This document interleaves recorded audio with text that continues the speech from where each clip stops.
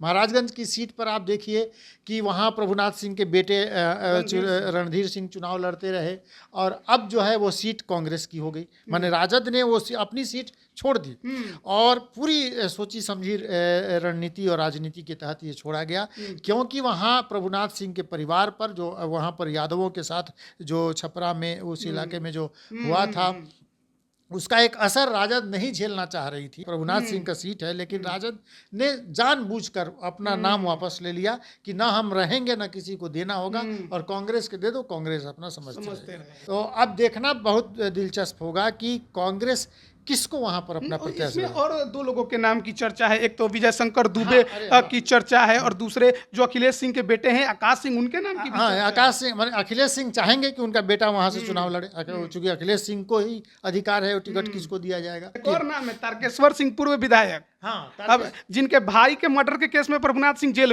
गए हुए हैं, तो तारकेश्वर सिंह भी वहां प्रयासरत हैं कि माने उनको भी मिल जाए। तो अब ये कांग्रेस को तय करना है कि उसके पास प्रत्याशियों की एक बड़ी लिस्ट है, तो उस लिस्ट में डीलिंग भी हो सकती है। सिवान में या तो शहाबुद्दीन की पत्नी से राजद कोई सेटिंग करे कि भाई आप हमारे टिकट पर लड़ जाइए, या सिवान में आखिर किसको वो टिकट देंगे। अवध बिहारी चौधरी उनकी पार्टी का कद्दावर नेता रहे हैं, तो अवध बिहारी चौधरी को वहां से टिकट दिया जा सकता है। जो बड़ा खेल राजद ने किया है, कांग्रेस के साथ तो किया ही, पप्पू यादव के साथ एक बड़ा खेल कर दिया। अब जो वहां बीमा भारती को पहले सिंबल दे दिया, माने ये गठबंधन होने से पहले, माने सीटों के बंटवारा होने से पहले बीमा भारती ताल ठोक रही है, 4 को लड़ेंगे, आज नॉमिनेशन करेंगे। पप्पू यादव ने भी कह दिया कि 4 को नॉमिनेशन करेंगे। सुपौल और मधेपुरा दोनों सीट ये हो रहा था कि मिल जाएगा, लेकिन वो नहीं मिला, मैंने उनको राजद के खाते में चला गया। तो अब पप्पू यादव के सामने बड़ी भारी मुश्किल है। मधेपुरा भी कम से कम मिल जाता तो वो लड़ सकते थे, लेकिन वो जिस जिद पर अड़े हैं कि वो पूर्णिया से ही लड़ेंगे, तो फ्रेंडली फाइट की एक उम्मीद मैंने ये कयास लगा सकते हैं कि हो। और समस्तीपुर में लगभग ये फाइनल है कि अशोक चौधरी की बेटी सांभवी वहां से लोजपा के टिकट पर चुनाव लड़ेगी। क्या नीतीश कुमार के साथ जो गर्मजोशी से मुलाकात हुआ उसी का असर है? ये कह सकते हैं, मैंने एक भतीजा और चाचा की एक जो मुलाकात कल हुई है, नई जोड़ी जो बनी है, उसका एक असर इसको हम कह सकते हैं। सबसे मुश्किल है मुकेश सहनी के लिए। जिन शर्तों पर वो चाहते थे, जो आरक्षण देगा उसके पक्ष में जाएंगे, वो तो उनको मिला नहीं। हाँ, करिए नहीं तो हम नहीं जाएंगे। लेकिन पार्टियों ने उनको समझ लिया था, ये ब्लैकमेलिंग उनकी थी। और नीतीश कुमार के, हम कई बार इसको कह चुके हैं कि नीतीश कुमार की कमान माने तरकस के वो तीर थे, लेकिन आखिर समय में नीतीश कुमार ने भी उनसे नाता तोड़ दिया। महागठबंधन में सीटों की शेयरिंग की बात हो गई, माने सीट बट गए तो वहाँ नहीं गए, एनडीए में नहीं गए, तो अब वो क्या करेंगे? या तो निर्दलीय खड़े हों, क्योंकि उनका अपना चुनाव चिन्ह भी नहीं है, तो पार्टी को सिंबल मिल ही जाता है। हाँ, और हो सकता है कि माने उनको, लेकिन राजद ने और कांग्रेस ने अपने नामों की जब घोषणा कर दी तो अब उनके लिए कोई जगह ही नहीं बची। लोकसभा चुनाव में तब सवाल है कि चुनाव लड़ेंगे भी कि नहीं लड़ेंगे। हाँ, ये बड़ा मुश्किल है कि वो, और अभी तक उनकी चुप्पी कुछ नहीं, मैंने पहले फेज का नॉमिनेशन हो गया, पहले फेज का, दूसरे फेज का काम शुरू है, लेकिन अभी तक वो चुप है, कुछ नहीं कह रहे हैं। तो अब तो उनको इंतजार भी नहीं है कि कहीं से कोई बुलावा आ जाए, क्योंकि सब हो गया। क्या कुछ नहीं हो सकता है उनके लिए? क्या महागठबंधन में राजद अपने कोटे से भी उनको अगर बातचीत हो गई तो नहीं सेटल कर सकते? नमस्कार, आप लाइव बिहार देख रहे हैं, मैं हूं राजमोहन तिवारी। एक बार फिर से आप सभी का स्वागत है हमारे खास खबरों से खबरदार में। एक नजर अगर सुर्खियों पर डालें तो देखिए, बिहार में लोकसभा चुनाव को लेकर अब राजनीतिक गतिविधियां काफी ज्यादा तेज हो गई हैं। पहले एनडीए की तरफ से सीटों के बंटवारे का ऐलान हुआ, उम्मीदवारों के नाम की घोषणा कर दी गई, लेकिन अभी तक इंतजार महागठबंधन का था, जो कि आज आखिरकार खत्म हो गया है। दिल्ली में कई राउंड की बातचीत और बैठकों के बाद आज राजधानी पटना में राजद कार्यालय में तमाम कांग्रेस, राजद, वाम दल के नेता एक मंच पर बैठकर उन्होंने प्रेस कॉन्फ्रेंस किया और सीटों का ऐलान किया है, जिसमें राजद के कोटे में 26 सीटें गई हैं, कांग्रेस के खाते में 9 सीटें गई हैं, वाम दल में माले को 3 सीट मिली है और सीपीआई सीपीएम को एक सीट से संतोष करना पड़ा है। तो इस पर भी विस्तार से चर्चा करेंगे। लेकिन वहीं दूसरी तरफ चिराग पासवान, जो कि एनडीए में शामिल हैं, उन्हें 5 सीटें इस बार लोजपा रामविलास को दी गई। 2 सीटों पर नाम का अनाउंसमेंट हो चुका था। हाजीपुर से वो खुद लड़ रहे हैं, जबकि जमुई में उनके बहनोई अरुण भारती ने नामांकन भी भर दिया है, लेकिन 3 सीटों को लेकर जो उहापोह की स्थिति बनी हुई थी, नामों के कयास लगाए जा रहे थे, आखिरकार उस पर अब पूर्ण विराम लगता नजर आ रहा है।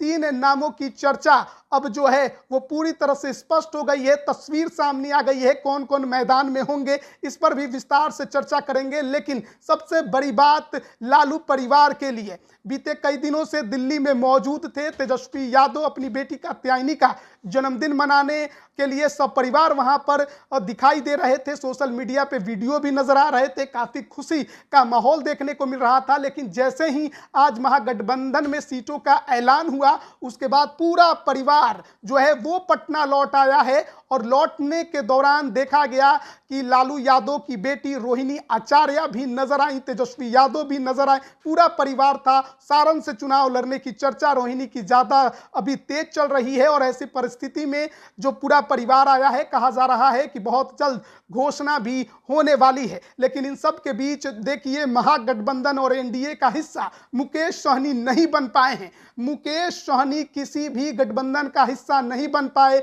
वीआईपी का क्या हाल होगा इस बार कोई नहीं कह सकता है, क्योंकि जो ऑफर एनडीए से मिला, जो ऑफर राजद से मिला, जो मुकेश सहनी है सुप्रीमो विकासशील इंसान पार्टी के, वो अपनी शर्तों पर गठबंधन में जाना चाहते थे, लेकिन ऐसा नहीं हुआ, तो आखिरकार किसी भी गठबंधन का हिस्सा नहीं बने। ऐसे में अब सवाल उठ रहा है कि मुकेश सहनी के भविष्य का क्या होगा। लेकिन इसी के अलावा बात पप्पू यादव की कैसे ना हो, बिहार की राजनीति में बीते कई दिनों से सबसे ज्यादा चर्चा उनकी चल रही है। अपनी पार्टी का विलय कांग्रेस में कर लिया, उम्मीद थी कि पूर्णिया से उन्हें सिंबल मिलेगा, लेकिन ऐसा नहीं हुआ, क्योंकि पूर्णिया की सीट महागठबंधन की सीट शेयरिंग में राजद के खाते में चली गई है, और पप्पू यादव बागी होकर मैदान में उतरने का ऐलान भी कर रहे हैं। तो कहीं ना कहीं मामला जो है वो पप्पू यादव के लिए बिगड़ता नजर आ रहा है। तो तमाम मुद्दों पर चर्चा करेंगे। हमारे साथ वरिष्ठ पत्रकार रविरंजन जी हैं। सबसे पहले बात हम करेंगे महागठबंधन में सीट शेयरिंग को लेकर, कैसे देख रहे हैं जिस प्रकार का ऐलान हुआ है? देखिए, ये ऐलान जो हुआ है वह ये पहले से तय था, और हम लोगों ने बातचीत में कई बार ये बातें हम लोग कह चुके थे कि 26 सीटें वो लड़ेंगे ज़्यादा, और 9 सीटें किसी भी तरह से माने कांग्रेस को दे दिया गया। भाकपा माले को 3 सीटें और सीपीआई सीपीएम को एक सीट उनको। महत्वपूर्ण बात यह है कि आज के प्रेस कॉन्फ्रेंस में मनोज झा जो राजद के कद्दावर नेता हैं और अब्दुल बारी सिद्दीकी, इन्हीं 2 लोग ने कुछ जो भी कहना था इन्हीं 2 लोगों ने कहा। दूसरी पार्टी के लोगों को बोलने का अवसर भी नहीं मिला। यानी आप सोच सकते हैं कि भाकपा माले के जो सबसे बड़े नेता हैं दीपंकर यहाँ पर मौजूद थे, लेकिन वहाँ वो प्रेस कॉन्फ्रेंस में नहीं थे। प्रदेश अध्यक्ष अखिलेश सिंह कांग्रेस, हाँ, उनसे तो सवाल किया गया, लेकिन जवाब देने के लिए माइक उनको नहीं दिया गया। माने वो कुछ भी नहीं बोले। माने दूसरे माने मनोज झा और अब्दुल बारी सिद्दीकी, तो ये पहले से सेट था। राजद कहती थी हमारी शर्तों पर आओ और नहीं तो जाओ। तो आखिरकार यही हुआ कि राजद ने जो चाहा वो किया। अब पप्पू यादव पर सबसे बड़ा खेल राजद ने कर दिया है। पप्पू यादव माने कांग्रेस वहाँ झुकी, और खाली वही नहीं झुकी, कांग्रेस बार बार झुकी। तो अब ये देखना बहुत दिलचस्प है कि कांग्रेस के लिए जो सीटें दी गई हैं उसमें एक सीट बड़ा महत्वपूर्ण है, वो महाराजगंज की सीट है।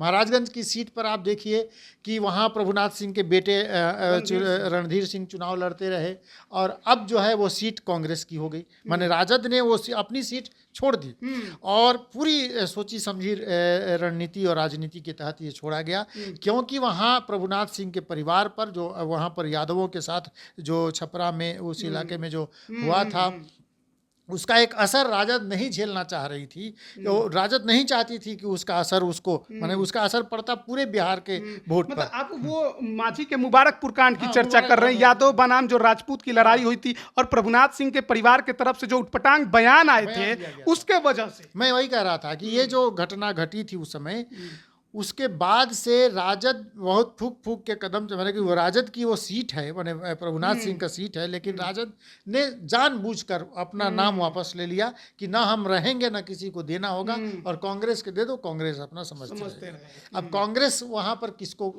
या तो रणधीर सिंह कांग्रेस में शामिल हो जाएं, वो लगे भी हुए हैं। धूमल सिंह एक अलग जेडीयू के पुराने और कद्दावर माने ये रहे हैं, बाहुबली भी रहे हैं, वो भी चाहते हैं कि वहाँ से से चुनाव लड़े। उसके अलावा महाराजगंज में टूना पांडे जो वो पूर्व एमएलसी रहे टूना पांडे, और वो पहले भी प्रयास कर चुके हैं, यानी वो लगातार चाहते रहे कि महाराजगंज से उनको मिले, तो टूना पांडे भी लगे हुए हैं। महाराजगंज सीट पर हमको तो ये लगता है कि भाजपा की तरफ से इनको जनार्दन सिग्रीवाल को जो टिकट दिया गया है, इस लड़ाई में जनार्दन सिग्रीवाल के लिए क्लीन स्वीप की स्थिति बन रही है।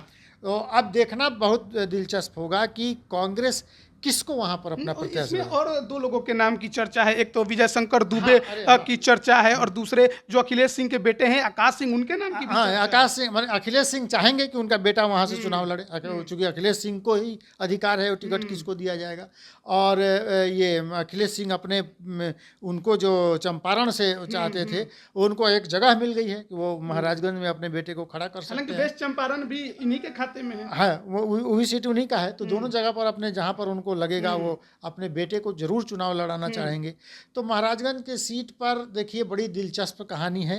इसके अलावा दिलचस्प कहानी है या राजद ने इसको दिलचस्प बना दिया है। हाँ, इसको आप कह सकते हैं कि राजद ने दिलचस्प बना दिया है। राजद वो जानबूझ के, उन्होंने कहा ना कि जानबूझ के छोड़ा वो सीट। एक और नाम है तारकेश्वर सिंह, पूर्व विधायक, हाँ, अब जिनके भाई के मर्डर के केस में प्रभुनाथ सिंह जेल गए हुए हैं। तो तारकेश्वर सिंह भी वहां प्रयासरत हैं कि माने उनको भी मिल जाए। तो अब ये कांग्रेस को तय करना है कि उसके पास प्रत्याशियों की एक बड़ी लिस्ट है, तो उस लिस्ट में डीलिंग भी हो सकती है, डील भी हो सकता है, और किसको दिया जाए। अखिलेश सिंह अपने बेटे के लिए लालायित ही हैं। तो अब बड़ा वो है कि दूसरा राजद ने अब वहाँ सिवान में आप चले जाइए, सिवान में या तो शहाबुद्दीन की पत्नी से राजद कोई सेटिंग करे कि भाई आप हमारे टिकट पर लड़ जाइए, या सिवान में आखिर किसको वो टिकट देंगे। अवध बिहारी चौधरी उनकी पार्टी का कद्दावर नेता रहे हैं, तो अवध बिहारी चौधरी को वहाँ से टिकट दिया जा सकता है। तो सिवान की लड़ाई भी एक महत्वपूर्ण लड़ाई आपको हो जाएगी। उसके बाद आप चले जाइए भागलपुर। भागलपुर में कांग्रेस, अच्छा वो सीट देखिए, भागलपुर का दंगा ये कब का बात है, उस समय कांग्रेस की जो जलालत मलालत हुई है वहाँ पर, उसके बाद से कांग्रेस ने कभी हिम्मत नहीं किया, कभी जीता नहीं। हाँ, कभी जीता नहीं वो। और अब जो है राजद ने दे दिया है कि जाओ उस पर लड़ो। हाँ, अब जो है कांग्रेस का तो वो साफ छुछुंदर वाला हाल है। मैंने इसीलिए कह रहा कि ऐसे ऐसे चुन चुन कर इनको सीट दिया कि वहाँ उनकी हालत माने पतली हो जाएगी। भागलपुर में वो जो विधायक ये अजीत शर्मा की बेटी जो फिल्म अभिनेत्री है नेहा शर्मा की चर्चा है। हालांकि बाद में अजीत शर्मा ने कहा कि मैं ही लड़ूंगा, या बेटी नहीं लड़ेगी। उन्होंने कुछ क्लियर किया है, हालांकि स्पष्ट बात ये नहीं है कि लालू, हाँ, नेहा शर्मा वहाँ से चुनाव लड़े। पॉपुलर अभिनेत्री है और बॉलीवुड में उसकी अच्छी पहचान है। तो हाँ, हो सकता है कि एक नई लड़की, एक युवा अभिनेत्री वहाँ पर आए, तो वहाँ भागलपुर में कुछ बात बन जाए कांग्रेस के लिए। पटना साहिब की सीट तो कांग्रेस हमेशा लड़ती रही है, और पटना हमेशा हारती रही है, तो हारने वाली सीट एक बार फिर कांग्रेस को मिल गई है। तो अब ये बड़ा है कि कांग्रेस को जो जो सीटें मिली हैं उस पर उनको जद्दोजहद करना है। किशनगंज की सीट तो उनकी थी ही, लेकिन इस बार किशनगंज पे जो उनको चुनौती मिलेगी अख्तरुल ईमान ओवैसी की तरफ से, तो वो भी एक बड़ा दिलचस्प हो जाएगा कि कांग्रेस की वो सिटिंग सीट एकमात्र थी जिसको लेकर अखिलेश कहते थे कि लीडिंग पार्टी हमारी है, कि हम एकमात्र जो सीट जीते हैं वो हमारी है। लेकिन वहाँ पर अब की बार कांग्रेस को मुश्किल झेलनी पड़ी। लेकिन अब इन सब में पूर्णिया की चर्चा कैसे न करें। हाँ, अब बताइए कि पूर्णिया की सीट के लिए क्या क्या नहीं हो गया। पप्पू यादव ने पार्टी का विलय करा दिया। हाँ। अब थे कि टिकट तो मिलेगा, लेकिन यहाँ तो सीट ही नहीं आया। सबसे मुश्किल पप्पू यादव को, माने जब से जो बड़ा खेल राजद ने किया है, कांग्रेस के साथ तो किया ही, पप्पू यादव के साथ एक बड़ा खेल कर दिया। अब जो वहाँ बीमा भारती को पहले सिंबल दे दिया, माने ये गठबंधन होने से पहले, माने सीटों के बंटवारा होने से पहले बीमा भारती ताल ठोक रही है 4 को लड़ेंगे, आज नॉमिनेशन करेंगे। पप्पू यादव ने भी कह दिया कि 4 को नॉमिनेशन करेंगे। पप्पू यादव कैसे करेंगे? क्या कांग्रेस उनको वो सिंबल दे देगी? क्या राजद उनको देने देगी? अखिलेश सिंह तो लालू प्रसाद यादव के मैंने चेले हैं, तो वो कैसे दे देंगे उनको? अगर नहीं दिया तो क्या वो निर्दलीय लड़ जाएंगे? क्या कांग्रेस उनको फ्रेंडली फाइट के लिए तैयार करेगी, माने राजद को, कि हमारे एक प्रत्याशी को दीजिए? एक चर्चा और है कि कटिहार में तारिक अनवर को सीट न देके पप्पू यादव को लड़ा दिया जाए, लेकिन पप्पू यादव उसके लिए कह रहे हैं कि मेरी माँ है, मैं और मर जाऊंगा लेकिन नहीं जाऊंगा। वो बार बार जाने को तैयार नहीं हुआ। तो अच्छा, सुपौल और मधेपुरा दोनों सीट ये हो रहा था कि मिल जाएगा, लेकिन वो नहीं मिला, मैंने उनको राजद के खाते में चला गया। तो अब पप्पू यादव के सामने बड़ी भारी मुश्किल है। मधेपुरा भी कम से कम मिल जाता तो वो लड़ सकते थे, लेकिन वो जिस जिद पर अड़े हैं कि वो पूर्णिया से ही लड़ेंगे, तो फ्रेंडली फाइट की एक उम्मीद मैंने ये कयास लगा सकते हैं कि हो, लेकिन कांग्रेस इसके लिए हमको नहीं लगता है कि तैयार है। देखिए, एक बार हम सीटों के नाम का भी जानकारी दे देते हैं कि किस पार्टी के खाते में कौन सी सीट गई है। तो राजद को जो 26 सीटें मिली हैं उसमें गया, नवादा, जहानाबाद, औरंगाबाद, बक्सर, पाटलिपुत्र, मुंगेर, जमुई, बांका, वाल्मीकि नगर, पूर्वी चंपारण, शिवहर, सीतामढ़ी, वैशाली, सारण, सिवान, गोपालगंज, उजियारपुर, दरभंगा, मधुबनी, झंझारपुर, सुपौल, मधेपुरा, पूर्णिया, अररिया और हाजीपुर की सीट शामिल है। इसमें कई सीटों पर राजद ने सिंबल भी बांट दिया है। वहीं इंडियन नेशनल कांग्रेस की बात करें तो एक जीती हुई सीट उनकी किशनगंज, फिर कटिहार, भागलपुर, मुजफ्फरपुर, समस्तीपुर, वेस्ट चंपारण, पटना साहिब, सासाराम और महाराजगंज है। सीपीआई एमएल को आरा, काराकाट और नालंदा मिला है। अगियाओं का जो उपचुनाव है, जहां से मनोज मंजिल की सदस्यता रद्द हुई है, वो सीट भी इन्हीं को दे गई है, क्योंकि यही इनकी सिटिंग सीट थी। तो उपचुनाव भी माले ही लड़ेगी। वहीं सीपीआई को बेगूसराय और सीपीएम को खगड़िया, दोनों ही पार्टियों ने अपने अपने उम्मीदवारों के नाम का भी ऐलान कर दिया है। तो देखिए, पप्पू यादव और सीट शेयरिंग को लेकर हम लोगों ने चर्चा तो की, लेकिन अब बात चिराग पासवान की करेंगे। लोजपा रामविलास ने बड़ी जीत हासिल करते हुए एनडीए में 5 सीटें ली।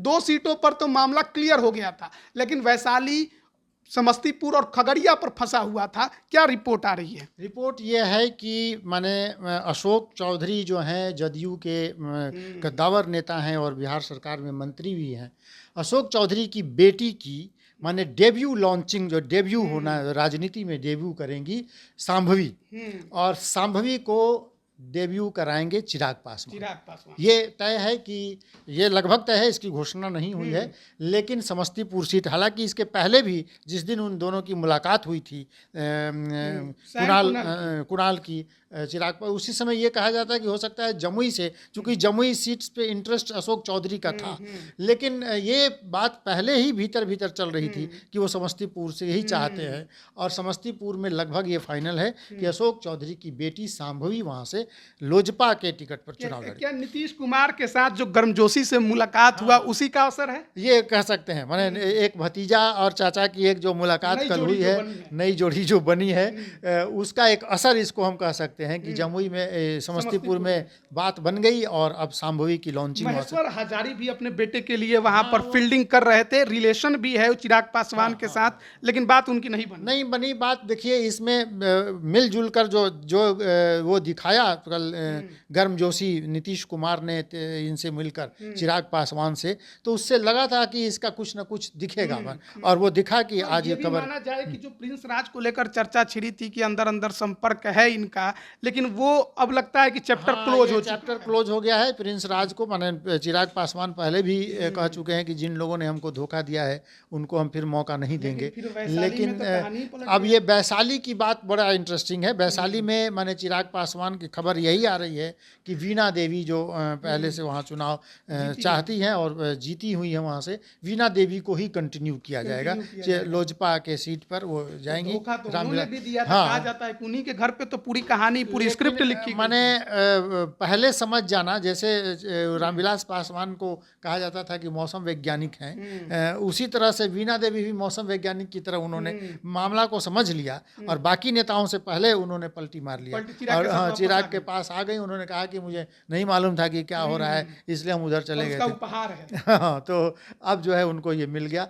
एक जो उनकी सीट खगड़िया वाली है, जिस पर लेके चर्चा हो रही थी कि महबूब अली कैसर वहाँ से उनके प्रत्याशी हो सकते हैं, लेकिन महबूब अली कैसर का भी माने पत्ता साफ है। आप मान के चलिए कि वहाँ से राजेश वर्मा की चर्चा है, जो चिराग के करीबी रहे हैं। वहाँ से एक बार चुनाव भी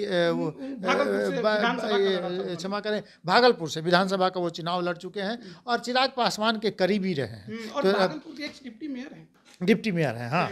तो वो एक राजनीतिक कद है उनका, और कहा जा सकता है कि राजेश वर्मा का टिकट, हालांकि रेणु कुशवाहा के नाम की भी चर्चा है। और एक दूसरी खबर ये भी है कि तीनों सीट महिलाओं को, माने शांभवी समस्तीपुर से, वैशाली से वीना और रेणु कुशवाहा खगड़िया से।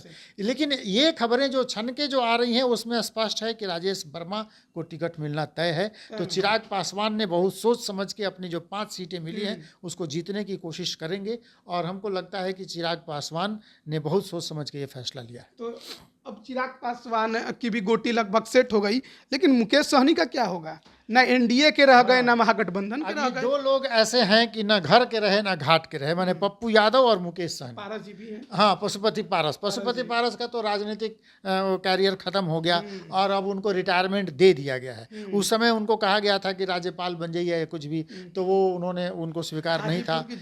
हाँ, तो सब बर्बाद हो गए। तो चाचा, अब चिराग को नए चाचा मिल भी गए, माने वो नए चाचा से उनकी मुलाकात हो गई। तो अब जो है सबसे मुश्किल है मुकेश सहनी के लिए। जिन शर्तों पर वो चाहते थे, जो आरक्षण देगा उसके पक्ष में जाएंगे, वो तो उनको मिला नहीं था। हाँ, अब करिए नहीं तो हम नहीं जाएंगे।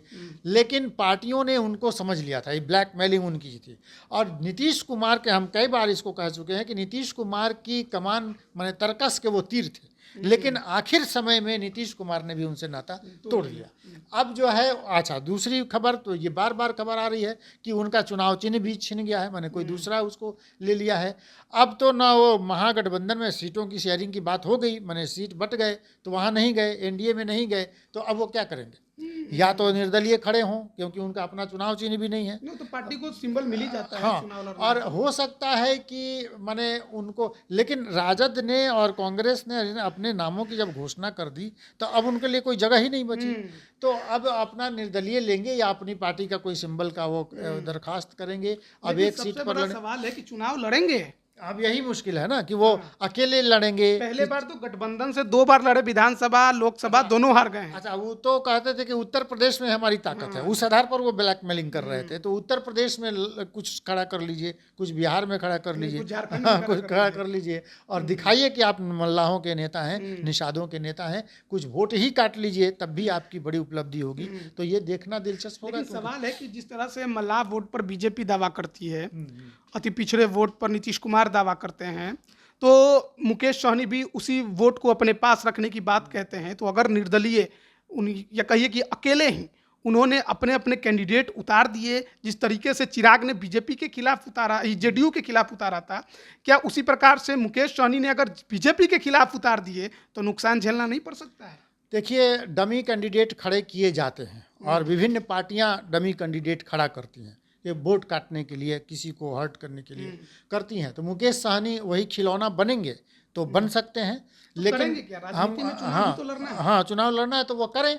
लेकिन हमको नहीं लगता है कि वो निषाद वोटों को, माने मल्लाह वोटों को अब प्रभावित कर पाएंगे अपने पार्टी के तहत। दूसरा, मुकेश, ये मुजफ्फरपुर की सीट अजय निषाद को नहीं मिली, लेकिन मुकेश सहनी के ही माने पार्टी के रहे उनको मिल गई। तो वो सहनी वोटरों में वो भी अपना घूमते रहे होंगे मुकेश सहनी के साथ, वो भी कहते होंगे कि हम निषादों के नेता हैं। अच्छा, उत्तर बिहार में एक मुजफ्फरपुर सीट को अगर किसी निषाद को दे दिया जाता है तो 10-12 विधानसभाओं का माने वोट प्रभावित होता है उससे।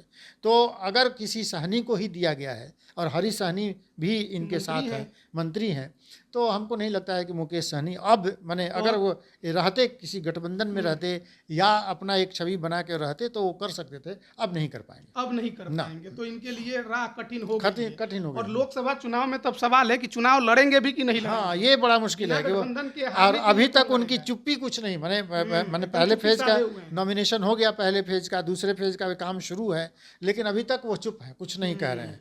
तो अब तो उनको इंतजार भी नहीं है कि कहीं से कोई बुलावा आ जाए, जो कि सब हो गया। क्या कुछ नहीं हो सकता है उनके लिए? क्या महागठबंधन में राजद अपने कोटे से भी उनको अगर बातचीत हो गई तो नहीं सेटल कर सकती है? राजद को अगर कुछ कहना रहता तो एक सीट भी उनको माने कहीं ना कहीं घोषणा कर छोड़ के देता। रखती, बचा के रखती। लेकिन राजद ने इंटरेस्ट नहीं लिया नहीं लिया है है। तो उनको छोड़ दिया है। छोड़ और ये दिया। तेजस्वी यादव की राजद है, ये लालू प्रसाद यादव की राजद और नहीं है। तेजस्वी यादव पर ही तो आरोप लगाया था हाँ, कि तेजस्वी सीट यादव छुड़ा गोपाल है। तो हमको नहीं लगता है कि वो मुकेश सहनी मुश्किल को- है, मुश्किल है, एकदम मुश्किल है। मुश्किल है। तो देखिए बिहार की राजनीति पल पल बदलते दिखाई दे रही है। कल तक जो पप्पू यादव खुश थे, लग रहा था कि पूर्णिया की सीट से लड़ लेंगे, उनके लिए राह कठिन हो गई। चिराग पासवान की पार्टी में बीना देवी के लिए राह मुश्किल समझी जा रही थी, लेकिन उनके लिए सब कुछ साफ हो गया। लेकिन प्रिंस राज और महबूब अली कैसर का पत्ता कटते दिखाई दे रहा है। मुकेश सहनी कभी एनडीए को चैलेंज कर रहे थे तो कभी महागठबंधन को, नीतीश कुमार की खूब तारीफ कर रहे थे, लेकिन अब वो भी कहीं के नहीं रह गए। पारस क्या करेंगे ये भी कोई नहीं जानता। और ऐसे में अब देखिए बिहार की राजनीति में इतना तो साफ हो गया है कि कौन पार्टी कहां से चुनाव लड़ने जा रही है। लेकिन भागलपुर और महाराजगंज कांग्रेस को देकर राजद ने एक बड़ी चाल चली है, लेकिन देखना होगा कि इन सीटों पर कांग्रेस क्या खेल करती है। और सबसे बड़ी बात है कि उम्मीदवार कहां से बनता है, खासकर कौन बनता है, कहां से बनता है, खासकर महाराजगंज से, क्योंकि महाराजगंज प्रभुनाथ सिंह का बाहुबली छवि जो रहा है, उनका वो पारंपरिक सीट रहा है। लेकिन अब तो वो पूरा परिवार उनका राजद में है, कांग्रेस को चली गई है। तो क्या वो कांग्रेस में जाएंगे, उनके बेटे जाएंगे, या फिर कोई नया चेहरा इस बार कांग्रेस वहां पर उतार सकती है। कई नाम चर्चे में हैं, लेकिन अब फैसला और नामों का ऐलान तो आखिरकार कांग्रेस को ही करना है। आगे भी अपडेट हम आप तक पहुंचाते रहेंगे। बने रहिए लाइव बिहार के साथ। आप सभी का बहुत बहुत धन्यवाद। लाइव बिहार यूट्यूब पर सब्सक्राइब और फेसबुक पर लाइक जरूर करें।